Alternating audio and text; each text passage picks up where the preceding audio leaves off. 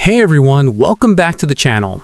In this video, I'm going to show you how to invest in gold using Robinhood, step by step in a simple and beginner-friendly way.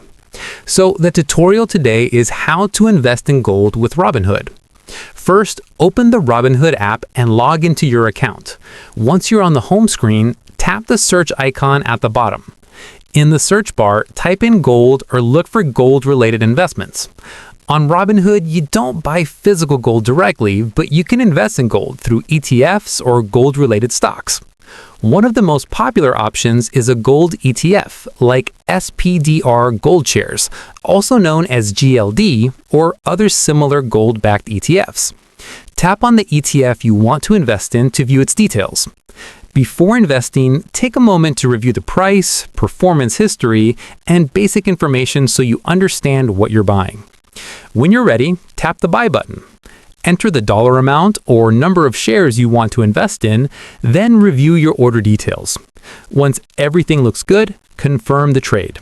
Your gold investment will now be added to your Robinhood portfolio.